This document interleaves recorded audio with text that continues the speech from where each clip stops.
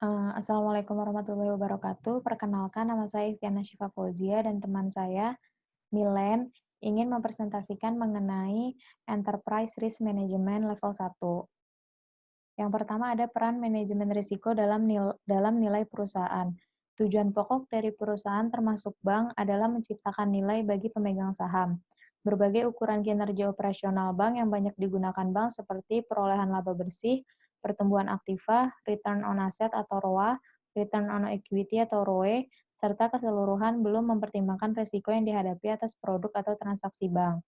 Sebagai contoh, laba bersih pada perkiraan rugi laba belum memperhitungkan biaya modal yang diperlukan untuk melakukan aktivitas. Dalam upaya mencapai tujuan perusahaan untuk menciptakan nilai tambah bagi bank, paling tidak diperlukan 4 komponen utama yang harus dikelola bank, yaitu yang pertama, meningkatkan inovasi produk dan jasa bank seperti misalkan fitur electronic banking delivery channels untuk menangkap segmen pasar yang belum tergarap atau memperluas pasar yang sudah ada. Yang kedua, tersedia kebijakan dan prosedur yang lengkap dan benar untuk dijadikan koridor prudensial bagi kelompok bisnis, serta memasukkan seluruh jajaran mematuhi kepatuhan pada aturan yang berlaku, dan pengendalian internal untuk menemukan secara cepat pelanggar ketentuan. Eh, yang ketiga, kelompok pemasaran yang agresif untuk meningkatkan penjualan dan market share, baik dengan membuka pasar baru atau intensifikasi pasar yang sudah ada. Kemudian yang terakhir, sistem manajemen SDM yang handal dan bersaing untuk memastikan kecukupan jumlah serta kualitas SDM yang diperlukan untuk melaksanakan fungsi aktivitas perbankan, memiliki sistem jenjang karir yang jelas dan sistem remunerasi yang bersaing. Selain itu, melengkapi infrastruktur terutama manajemen data, sistem informasi manajemen. Manajemen risiko merupakan bagian dari strategi keseluruhan bank dalam mencapai tujuan. Dari uraian tentang 4 komponen utama yang harus dikelola bank dapat dilihat sinergi yang diperlukan untuk mencapai tujuan, yaitu unit bisnis ada di garda depan, unit risk management merupakan pertahanan lapis kedua, dan pengendalian internal merupakan pertahanan lapis ketiga untuk menjaga agar risiko dapat dikendalikan dengan baik. Strategi operasional bank juga dapat dilihat dari upaya mencapai keseimbangan antara yang pertama pertumbuhan bisnis dan pencapaian market share, meningkatkan efisiensi operasional perbankan, dan implementasi risk management yang berorientasi bisnis. Upaya meningkatkan pertumbuhan bisnis termasuk inovasi pada berbagai segmen, jenis produk, dan jasa sesuai rencana kerja. Efisiensi menyangkut upaya menurunkan biaya operasional. Bank memerlukan biaya antara lain biaya bunga dan biaya overhead. Yang pertama, biaya bunga yang dibayarkan ke bank kepada para nasabah atau kreditur sangat dipengaruhi oleh tingkat suku bunga pasar. Biaya overhead umumnya berupa biaya administrasi dan umum dapat dikendalikan oleh bank. Berdasarkan hal itu, maka bank harus mencari berbagai alternatif untuk mengendalikan atau meningkatkan efisiensi biaya overhead agar bank dapat beroperasi secara efisien untuk berkompetisi di pasar. Tujuan meningkatkan pertumbuhan bisnis, meningkatkan efisiensi dan pengelolaan risiko seringkali tidak sejalan. Sebagai contoh, agar volume kredit lebih cepat tumbuh, maka proses kredit harus dipercepat atau standar prudensial pemberian kredit dilonggarkan sehingga hal ini cenderung meningkatkan risiko kredit. Apabila jumlah analis kredit ditambah, maka biaya proses pemberian kredit menjadi lebih mahal dan efisiensi menurun. Sebaliknya, apabila bank terlalu prudent dalam proses kredit, maka proses kredit cenderung menjadi lama dan nasabah dapat berpindah ke bank lain sehingga target pertumbuhan bisnis terganggu. Untuk mencapai tujuan usaha, bank perlu mencari keseimbangan yang optimal antara bisnis operasional dan manajemen risiko. Bank perlu mempunyai unit bisnis yang berorientasi risiko dan mempunyai unit manajemen risiko yang berorientasi bisnis. Pengelolaan risiko penting agar bank tidak terperangkap pada berbagai bisnis yang secara teoritis atau secara historis dapat memberikan keuntungan atau margin yang tinggi namun risiko terkait juga tinggi. Bank seringkali tidak menyadari bahwa keuntungan besar yang diperoleh di masa lampau memiliki risiko yang tinggi, namun secara kebetulan kondisi yang terjadi di pasar sesuai dengan yang diharapkan bank sehingga risiko tersebut tidak menjadi kenyataan. Kemudian profil risiko bank akan dijelaskan oleh Milen. Profil risiko bank adalah gambaran mengenai risiko utama yang ada dalam aktivitas bank. Bank dalam menjalankan usaha mengandung berbagai macam risiko. Bank Indonesia membuat kategori risiko terdiri risiko kredit, risiko pasar, risiko likuiditas, risiko operasional, risiko patuhan, risiko strategik, risiko reputasi, dan risiko hukum.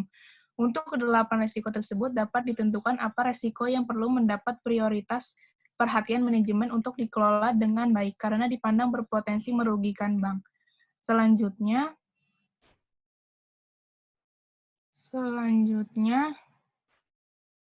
pada tahun 2011, Bank Indonesia memperkenalkan metode baru penilaian tingkat kesehatan bank melalui PBI 13-1-PBI-2011 dan SEBI 13-24-DPNP, di mana penilaian didasarkan pada empat hal, yaitu profil resiko, pelaksanaan good corporate governance, kualitas earning, penilaian pemodalan. Ketentuan ini menggabungkan PBI mengenal profil resiko dengan PBI mengenal kesehatan bank, sehingga nantinya bank hanya perlu membuat satu laporan yang mencakup profil resiko dan kesehatan bank. Selanjutnya, profil risiko diukur dengan mengidentifikasi terlebih dahulu risiko inherent pada berbagai aktivitas bisnis atau risiko yang melekat pada aktivitas bank dan penilaian kualitas pengendalian serta rencana perbaikan kualitas pengendalian. Risiko inherent diukur dengan melakukan estimasi mengenai profitabilitas terjadinya risk event dan estimasi dampak kerugian yang ditimbulkan risk event. Risiko komposit adalah gabungan antara probabilitas, frekuensi, dan dampak kerugian. Selanjutnya, kualitas pengendalian atas penerapan manajemen risiko dapat dilakukan dengan tata kelola risiko, kerangka manajemen risiko, kecukupan sumber daya manusia, dan sistem informasi manajemen. Terakhir, sistem pengendalian risiko. Selanjutnya ada value-based management, merupakan matriks untuk mengukur kinerja bank risiko. Yang diambil matriks yang sering digunakan adalah return on risk-adjusted capital dan economic value added. Kedua metrik tersebut memerlukan nilai risk capital yang dapat menggunakan regulatory capital atau economic capital. Konsep dasar dari value-based management adalah unit kerja dalam melakukan bisnis mengandung resiko. Semakin besar resiko, maka semakin besar modal yang diperlukan untuk menutup resiko. Selanjutnya,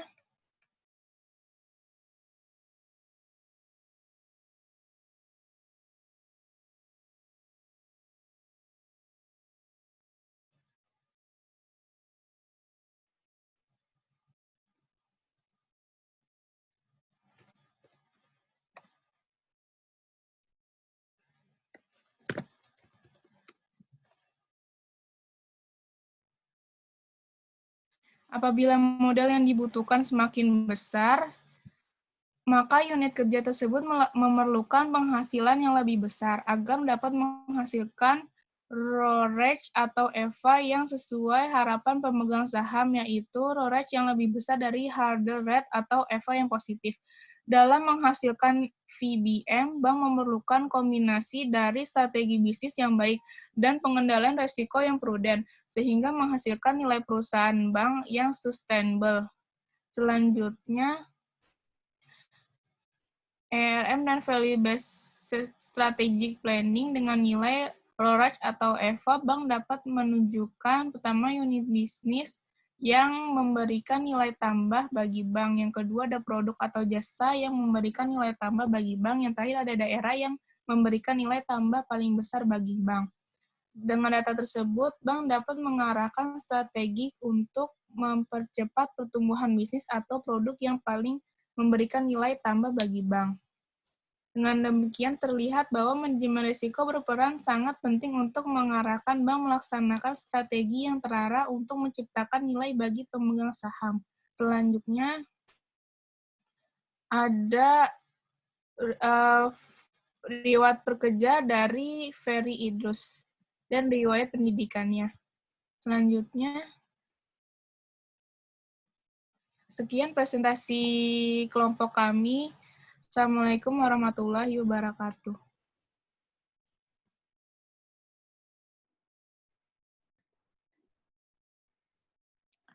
Selanjutnya di sini ingin mempresentasikan mengenai Risk Management and Value Creation Enterprise Risk Management atau ERM. Level 2. Esensi Enterprise Risk Management. Tujuan ERM. 3 tujuan ERM. Yang pertama, pengintegrasian organisasi risiko.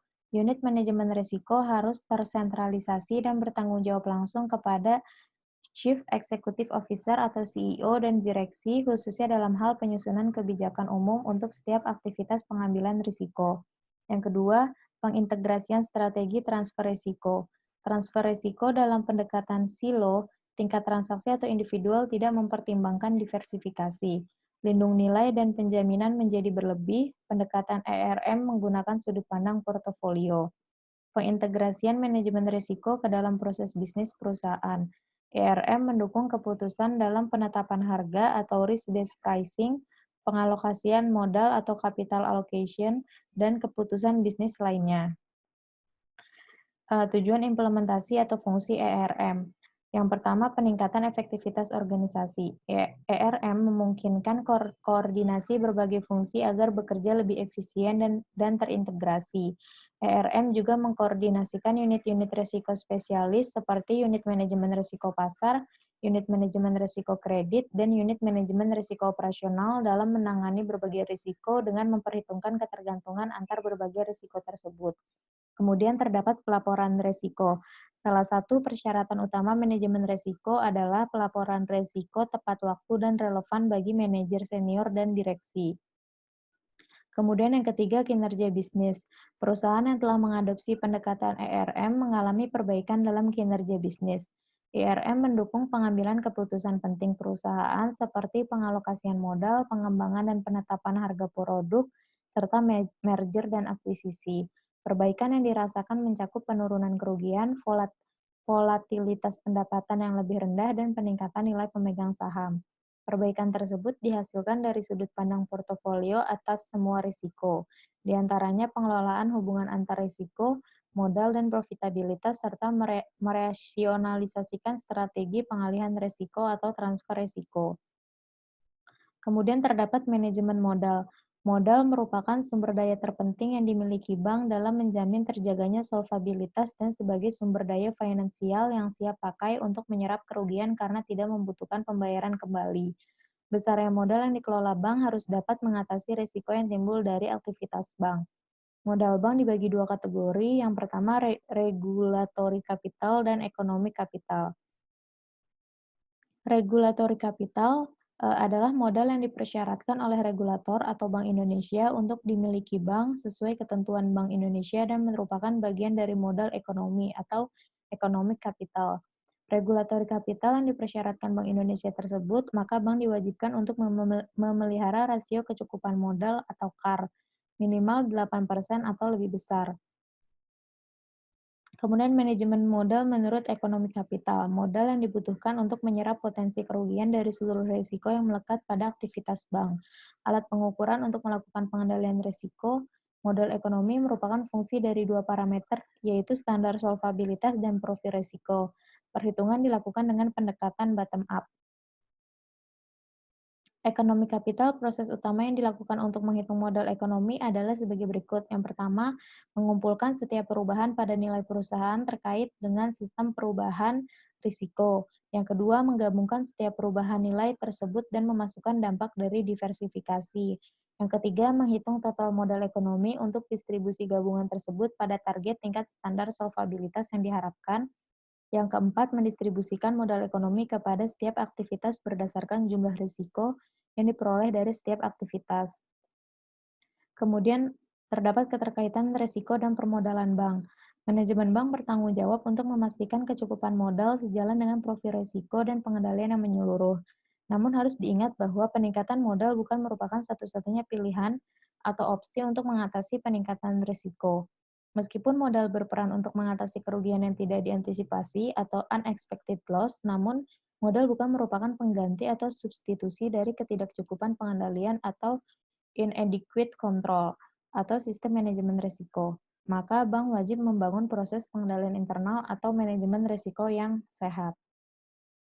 Kemudian terdapat alokasi modal dan risk-based performance evaluation. Alokasi modal dilakukan berdasarkan analisis yang dilakukan oleh unit manajemen risiko dan menjadi salah satu komponen dalam penilaian kinerja strategik bisnis unit atau SBU sesuai dengan profil risiko masing-masing SBU atau risk-based performance.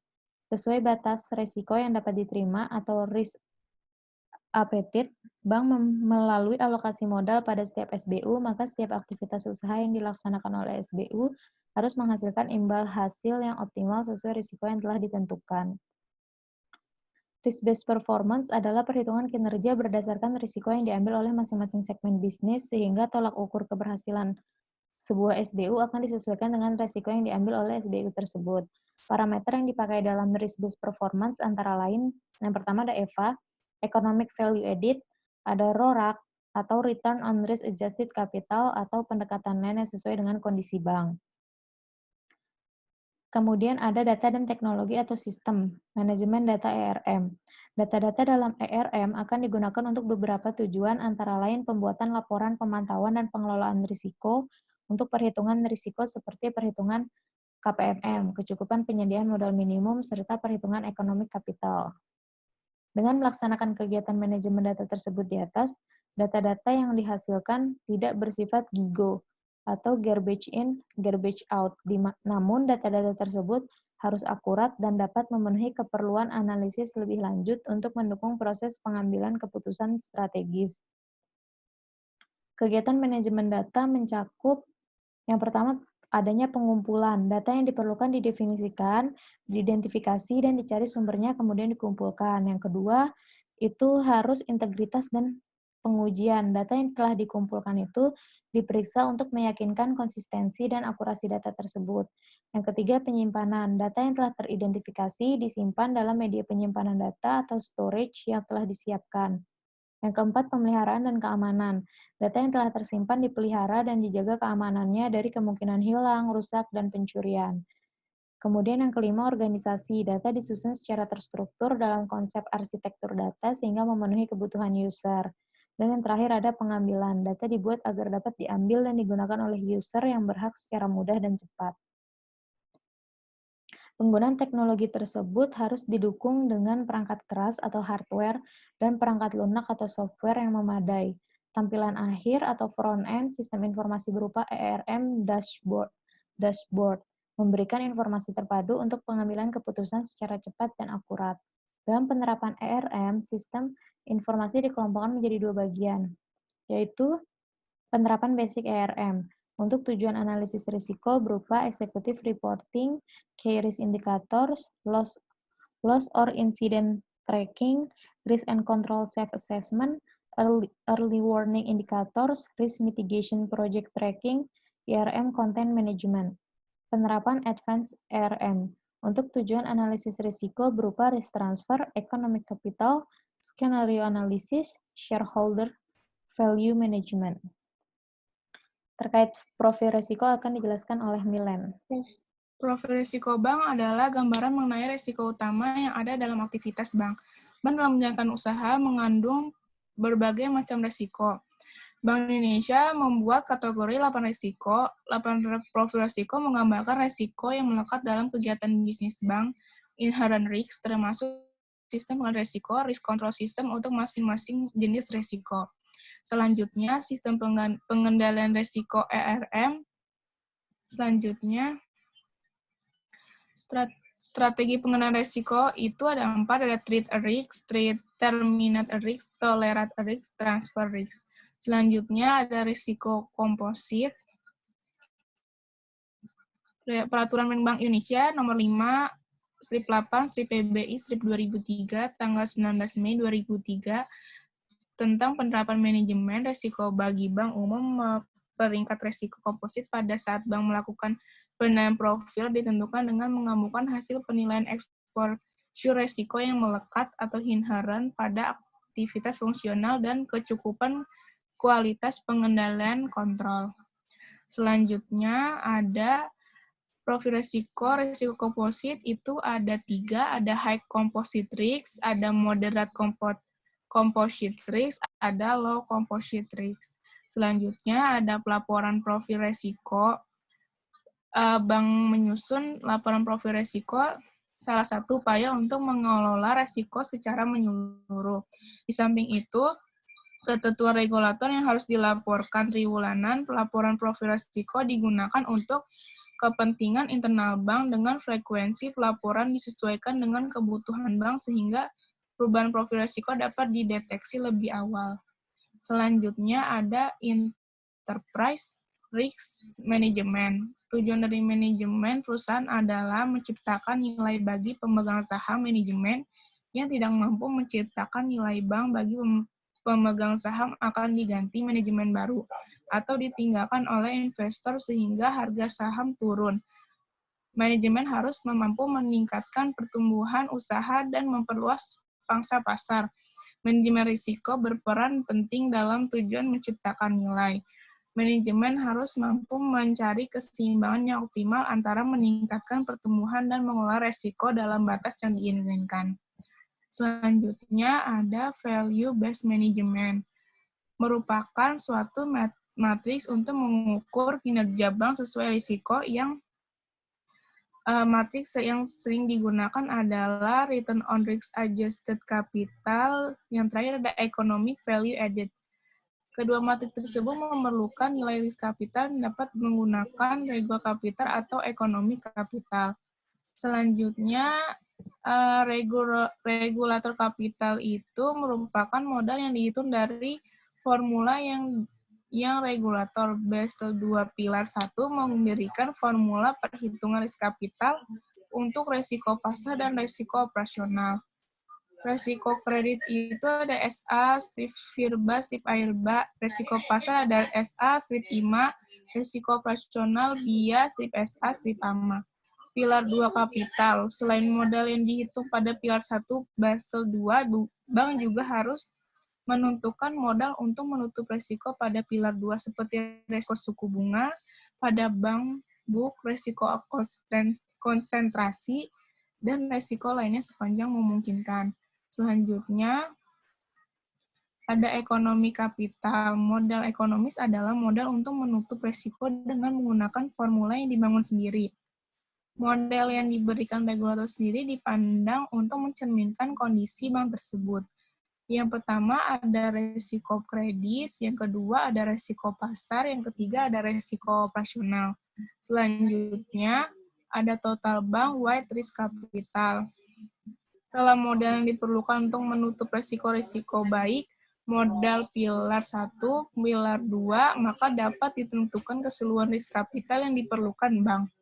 Setelah total risk capital ditentukan, maka perhitungan Roerich dan Eva dapat dilakukan. Secara umum menyebut RAPM dengan risk adjusted return on capital yang sebenarnya hal ini kurang tepat. Rumus yang digunakan adalah laba dibagi dengan risk capital. Secara tradisional, ROE dihitung dengan membagi laba dibagi dengan modal buku kapital. Yang perhitungannya RAPM digunakan risk capital. Yang disesuaikan adalah modal dari buku kapital menjadi risk capital, bukan return atau laba. Istilah yang lebih tepat adalah return on risk adjusted capital. Selanjutnya itu ada RAPM dapat dihitung dengan menggunakan formula Roerich atau economic value added sebagai berikut. NPAT sama dengan laba bersih sesudah pajak, net profile after tax harus lebih besar dari biaya modal agar dapat dikatakan penciptakan nilai. Biaya modal dapat ditentukan antara lain dengan menggunakan pendekatan capital asset pricing model, di mana RF sama dengan suku bunga jangka panjang bebas risiko, beta sama dengan sensitivitas harga saham dibandingkan dengan indeks, RM merupakan estimasi imbal hasil indeks. Selanjutnya ada economic value added atau EVA dapat dihitung dengan formula. EVA sama dengan NOPAT strip K kapital. NOPAT itu net operating profit after tax, dan K-nya itu biaya modal yang dinyatakan dengan weighted average cost of capital. karena bahan baku bank sudah mengandung unsur bunga, untuk perhitungan pada bank itu digunakan laba bersih sesudah pajak sebagai pengganti net operating profit after tax, dan untuk biaya modal digunakan cost of equity sebagai pengganti weighted average cost of capital. Selanjutnya, dengan nilai ROREX atau EVA, bank dapat menunjukkan unit bisnis yang paling memberikan nilai tambahan bagi bank. Selain itu, apabila ditelusuri lebih jauh, bank juga dapat mengidentifikasi produk atau jasa mana yang memberikan nilai tambah bagi bank. Selanjutnya, bank juga dapat merinci daerah mana yang sebenarnya memberikan nilai tambah paling besar bagi bank. Bank dapat mengarahkan strategi untuk mempercepat pertumbuhan bisnis atau tambah bagi bank. Sekian presentasi saya, presentasi kelompok kami. Assalamualaikum warahmatullahi wabarakatuh.